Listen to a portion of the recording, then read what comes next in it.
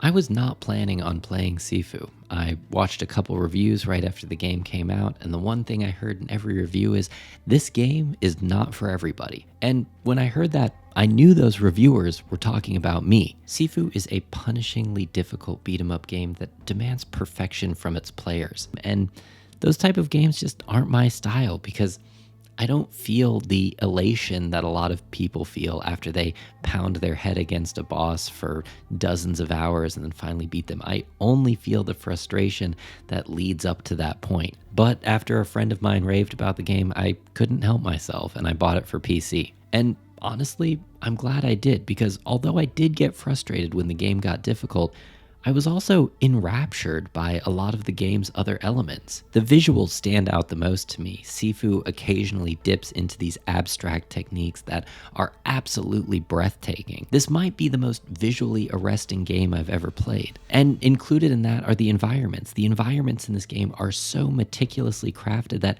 I think I would probably enjoy playing this game like a walking simulator and just walking through each environment. And the story, those critics from earlier said that there isn't a lot of story in this game, but I disagree. I think there is a lot of story. It's just told so subtly and unobtrusively. But if you do put the pieces together, you'll find a revenge tale that, honest to God, puts The Last of Us Part 2 to shame.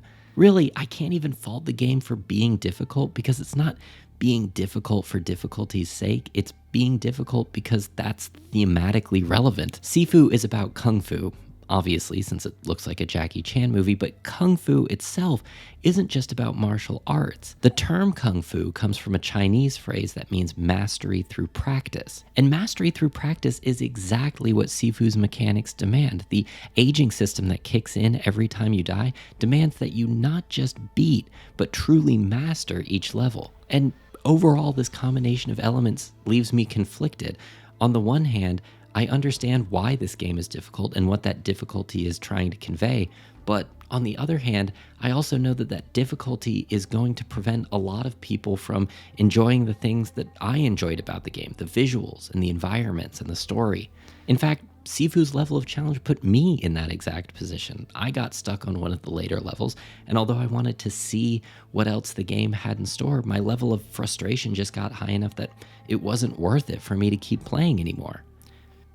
But then I found a program that could give me infinite life, so I downloaded it and I ran it and I just breezed through the rest of the game like an invincible god. And I know that's cheating and I didn't get the intended experience and all of that. I get it, but I'm glad I did it because although I didn't get the intended experience, I still got an enjoyable experience because I got to see the rest of the game's visuals and environments and story beats. And those things still felt impactful to me, even though the process of getting to them was trivial. And although it's easy for this conversation to kind of veer into the Dark Souls-inspired debate about easy modes, I'll leave that for another video because I can only really speak to this experience. And this experience has left me with a question. Are video games a type of art that can only be experienced in one way, in much the same way that you can only really experience a book by reading it or a movie by watching it?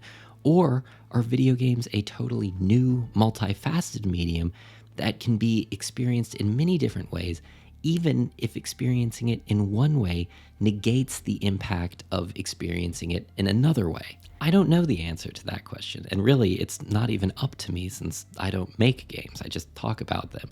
All I know is that the visuals and the environments and the story of Sifu left me enraptured. Those things brought me joy in a way that few works of art have. And ultimately, that feeling is rare enough that I'll take it any way I can get it. The question is if developers also want to let other people have that experience.